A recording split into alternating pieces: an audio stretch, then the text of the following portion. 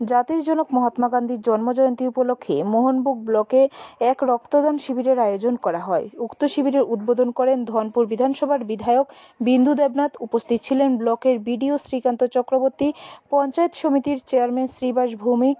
এই দিনের রক্তদান শিবিরে 29 জন রক্তদাতা স্বেচ্ছায় রক্তদান করেন।